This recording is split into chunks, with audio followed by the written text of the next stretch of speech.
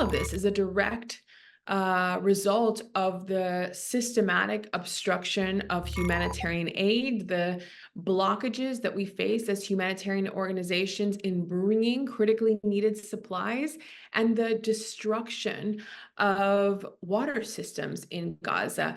Israeli bombardment has destroyed almost all of the infrastructure in Gaza, and this has had a devastating impact on water systems, and there is no clean water in Gaza.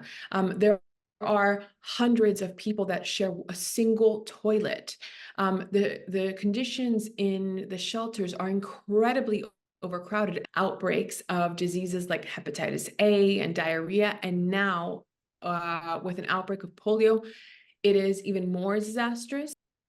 Yeah, I know that there have been ongoing negotiations to get polio vaccines into Gaza, but vaccinators and healthcare workers, they're not able to administer these vaccines with the ongoing bombardment.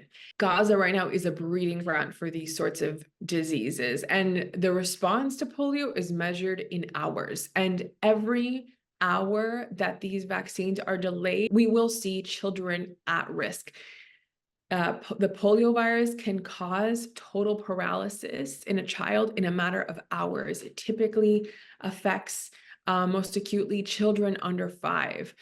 There are plans to vaccinate more than 600,000 children under 10 years old who need it.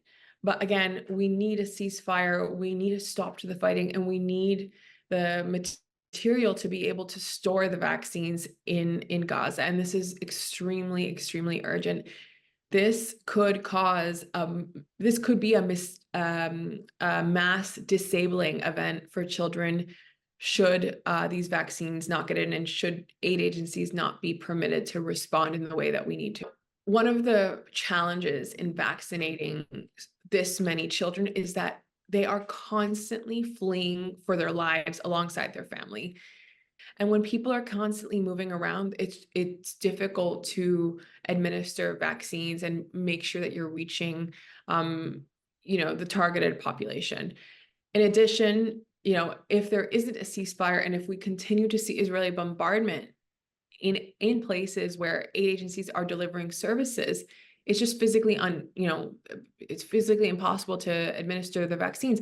Also, people won't feel safe to actually approach aid agencies, come to the locations where vaccines are being administered, because they would be afraid of being killed.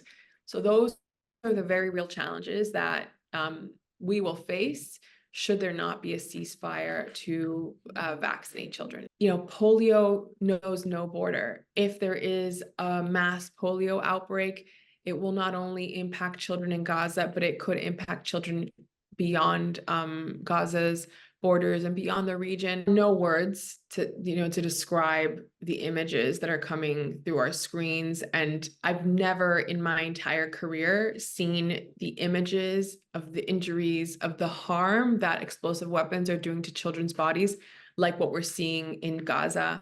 And I've worked all over the world.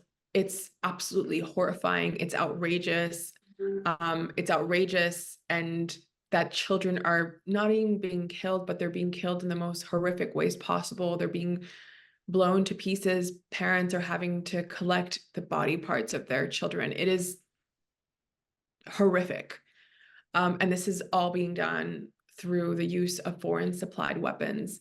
Save the Children, alongside hundreds of other peer organizations, including humanitarian organizations that work in Gaza, have called on all governments to stop sending weapons.